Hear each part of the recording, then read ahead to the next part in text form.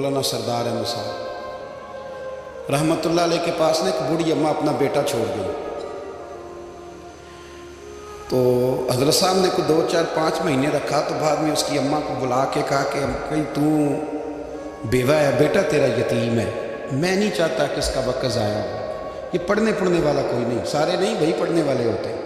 اب یہاں علماء بیٹھے ہیں، میں بے ادب بھی نہ ہو جاؤں. کچھ پورے 8 سال لگا کے بھی آ جاتے ہیں، سند بھی ان کے پاس ہوتی ہے. ناراض نہ ہو جانا، یہ تو سب اچھے لوگ ہیں. سند ہوتی ہے پر پتہ کو تو کوئی نہیں ہوتا.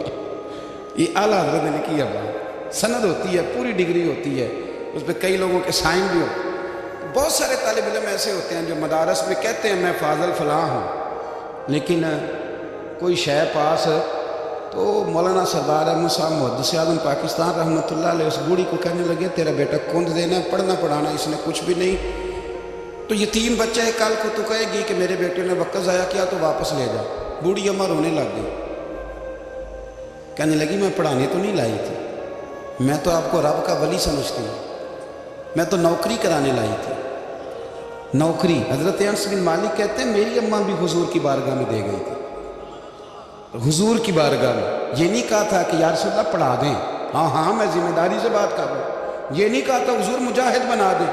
یہ تھوڑی کہا تھا کہ یا رسول اللہ صلی اللہ تعالیٰ علیہ وسلم سے مفسر محدث محقق مفتی بنا دیں. حضرت انس کی اماں کہہ گئی تھی سونیا جب تک یہ رہے گا نا آپ کی نوکری کرے گا، یہ گھر کے کام کاج کرے گا، ڈیوٹی کرے گا. حضور یہ آپ کی نوکری کرے گا. تو میرے محبوب نے پھر دعا کر دی اللہ اسے برکت عطا فرما. تم سمجھتا ہے خدمت والا خالی رہ جاتا ہے؟ جتنا ذائقہ خدمت والے کو ملتا ہے، جو اس کے نصیب میں آتا ہے، وہ کسی کا نصیب کہاں بھائی. حضرت انس کہتے ہیں حضور نے دعا کر دی، برکت کی. مجھے تو کھیتی باڑی آتی بھی نہیں تھی، پر لوگوں کے باغ میں سال میں 1 دفعہ پھل لگتا تھا، میرے باغ میں 2 دفعہ لگتا تھا. حضور نے دعا کر دی یا اللہ اسے اولاد دے. فرماتے ہیں میرے بیٹے، میرے پوتے، میرے نواسے، میری بیٹیاں، فرماتے ہیں میں زندہ ہوں اور میری 100 اولادیں موجود ہیں. پریشان ہو گیا 100 سن کے کہ بچے 2 ہی اچھے، 100 اولادیں میری موجود ہیں. حضرت انس بھی مولانا سردار احمد صاحب کے پاس نا چھوڑ گئی بچہ. کہنے لگی حضرت جی میں کو پڑھانے کے لیے تھوڑا چھوڑ گئی ہوں، میں تو اس لیے چھوڑ کے گئی ہوں کہ آپ مہربانی کریں خدمت کرائیں.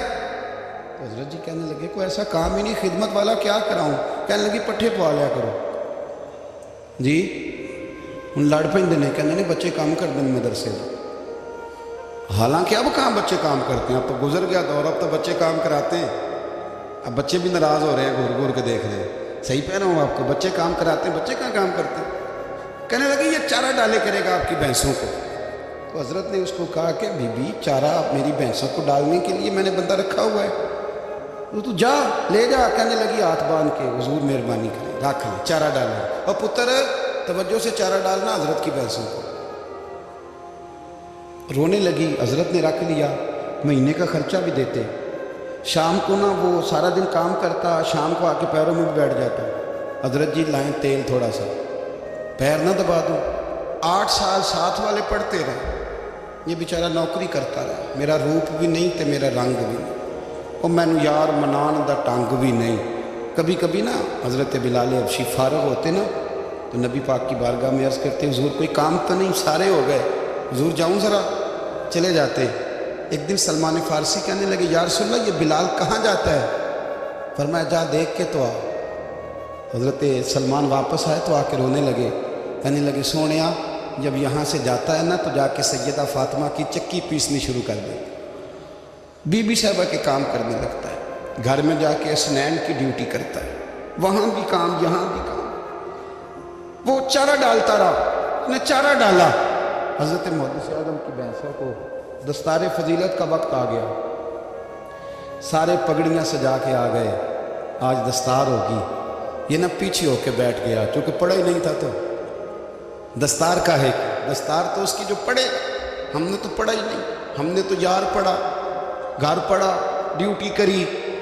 حضرت محدث اعظم رحمتullah علیہ کے ہاں جب اعلان ہونے لگا نا کہ اب دستار ہوگی تو حضرت نے پہلا اعلان اس کا فرمایا. تو مجھے والا بندہ کپڑے بھی کدی کدی بدل دینا. وہ کہتے ہیں جس حال میں بھی تھا میں پلٹ کے دیکھنے لگا کہ پڑھا پڑھایا تو ہے کوئی شے نہیں. یہ ماجرا کیا ہے؟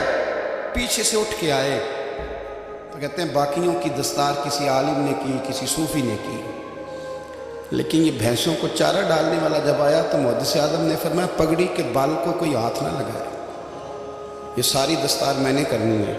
اور فرماتے ہیں حضرت بال بھی دیتے جاتے تھے اور آنسو بھی بہاتے جاتے تھے، ماتھا بھی چومتے تھے، اور فرماتے تھے دستار کے بعد چلا تو نہیں جائے گا؟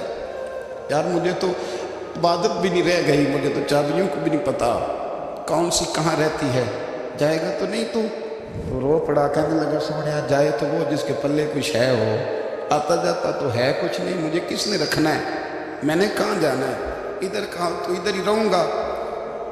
وہ اس طالب علم کے سارے استاد بھائی کہتے ہیں اس نے دستار کرائی، پڑھا پڑھایا کچھ نہیں، پر جو مسئلہ اڑ جاتا تھا نا، وہ جو اڑ جاتا تھا نا، وہ جا کے اس سے پوچھتے تھے تو کتابیں کھولنے کی ضرورت نہیں پڑتی تھی۔ حضرت بلال حبشی کبھی سپاہ سالار بنے تھے کسی جنگ میں، کسی صوبے کے گورنر بنے ہو؟ بولو تو صحیح ہے۔ ان کا تعارف کیا تھا؟ نبی کریم کے غلام، حضور کے نا جو ذاتی معاملات تھے نا، 20 انصاری نوجوان تھے جو ہر وقت نبی پاک کے پاس کھڑے رہتے تھے کہ حضور کوئی حکم کرے، 20 اور 34 سے لے کر 40 تک غلام ہر وقت حضور کی بارگاہ میں رہتے۔ حضرت بلال حضور کے ذاتی معاملات کی خدمت کرتے تھے، کوئی ایسی وہ جو تبلیغ کی یا دعوت کی یا جنگ کی یا جہاد کی کوئی ڈیوٹی نہیں وہ کرتے، ذاتی خدمت سرکار کی۔ حضرت عمر فاروق وہ شخص ہیں کہ جنہوں نے کبھی کسی بندے کو خاطر میں نہیں لایا، لیکن جب حضرت بلال آتے تھے نا تو جناب عمر اٹھ کے کھڑے ہوتے تھے، کرسی چھوڑتے تھے اور پھر ایک نعرہ لگاتے تھے، کہتے تھے یا بلال انت سیدنا، بلال تو ہمارا سردار ہے یار، تو ہمارا، یعنی عشق کا ذوق پورا کرنا انہیں بھی آتا تھا۔ اس لیے میرا مشورہ ہے، میری رائے ہے، اور جو میرا حکم ماننے والے ہیں ان کے لیے میرا حکم ہے کہ ذوق نہ کبھی بھی خراب کرنا، کبھی بھی نہ ذوق نہ خراب کرنا، اپنا لطف۔ میں نے کئی دفعہ، میں پہلی دفعہ مدینہ شریف حاضر ہوا تو ایک بابا جی میرے آگے آگے تھے تو ان کو نا دھکے مار رہا تھا، وہ سامنے کھڑے ہوتے ہیں نا، اللہ خیر فرمائے، اپنی اپنی ڈیوٹی ہے نا، ان کی بھی ایک ڈیوٹی ہے نا جی، تو وہ دھکے مار رہا تھا تو بابا اسے کہہ رہا تھا تیری خیر ہو گئی پہرے دارا، روزے دی جالی چوم لین، انہیں پھر دھکا ماریا تو پھر ان کہا تیری خیر ہو گئی پہرے دارا۔ میں نے، وہ بالکل ان پڑھ بابا جی تھے پر مجھے انہوں نے بہت بڑی بات سمجھا دی، میں نے ان سے بڑا سیکھا، منبر پہ ذکر کرنا۔ وہ تیسری دفعہ پھر دھکا مارا، تیری خیر ہو گئی پہرے دارا، روزے دی جالی۔ تو بابا جی باہر نکل آئے تو میں بھی پیچھے نکل آیا، تو میں نے کہا بابا جی یہاں کچھ انہوں نے بنگلہ دیشی اور ہندوستانی بھی رکھے ہوئے ہیں پر یہ تو عربی تھا خالص، انہوں کدوں تہاڈی بھی سمجھ آتی سی، تسی پنجابی دا شعر سنائی جا رہے ہو۔ کہنے پتر مینوں بھی پتہ ہے انہوں نہیں سمجھ آ رہی، پر میں تے اپنا رانجھا پہ راضی کرتا سا، مینوں پتہ ہے ان کا کوئی یار اسی رانجھا بھی تے راضی کرنا ہے کہ نہیں، کہ ساری زندگی کیلو کال کے جھگڑے میں پڑے رہنا۔ اے عشق تیرے صدقے جلنے سے چھٹے سستے، جو آگ بجھا دے گی وہ، اور ایک جگہ پہ اعلیٰ حضرت کہتے ہیں جان دے دی وعدہ دیدار پر، ہم نے جان دے دی، ہاں کل ہی اس نے وعدہ کیا تھا کہ آؤں گا، آیا نہیں تھا پر جان ہم نے پہلے دے دی۔